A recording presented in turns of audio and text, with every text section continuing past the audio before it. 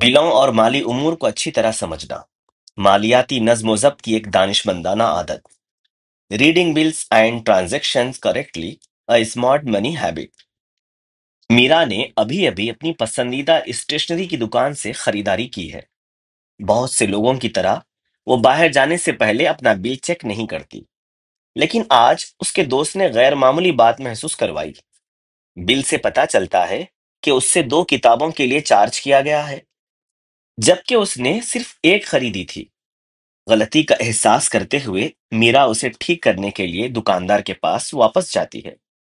خوش قسمتی سے غلطی کو درست کر دیا جاتا ہے، لیکن اگر اسے چیک نہ کیا جاتا تو اس کے اضافی پیسے خرچ ہوتے۔ کیا آپ نے کبھی بل کی ادائیگی نظر ثانی کیے بغیر کی ہے؟ یہ ایک عام عادت ہے، لیکن یہ عادت آپ کو مہنگی پڑ سکتی ہے۔ اپنے بلوں کی جانچ کرنا صرف غلطیاں تلاش کرنا ہی نہیں ہے، بلکہ یہ مالی طور پر محتاط رہنا بھی ہے۔ آئیے آپ کے بلوں کا جائزہ لینے کی اہمیت اور اس سے آپ کے مالی استحکام کو کیسے فائدہ پہنچ سکتا ہے اس کے بارے میں سمجھیں۔ اس ویڈیو میں ہم بات کریں گے بلوں کو سمجھنا اور ان کا جائزہ لینا، ڈیجیٹل مالیاتی لین دین کو مؤثر طریقے سے منظم کرنا۔ ان طریقوں کو سمجھنے سے آپ اپنے مالی معاملات کو بہتر طریقے سے سنبھال سکیں گے اور نقصان میں ڈالنے والی غلطیوں سے بچ سکیں گے۔ بل صرف کاغذ کا ایک ٹکڑا نہیں ہوتا ہے،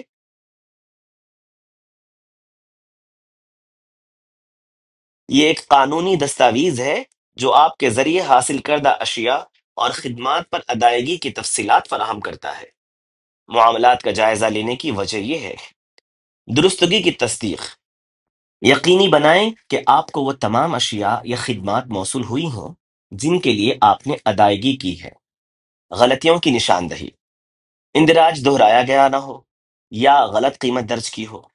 قیمتوں کی جانچ، پروڈکٹ کی زیادہ سے زیادہ ریٹیل پرائس MRP کے ساتھ ادا شدہ بل کی رقم کا موازنہ کریں۔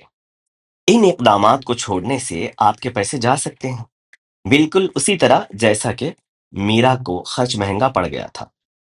ہر بل میں چند اہم اجزاء ہوتے ہیں: کل رقم، یہ آخری رقم ہے جو آپ پر واجب الادا ہے، ہمیشہ چیک کریں کہ یہ آپ کی توقعات کے مطابق ہے۔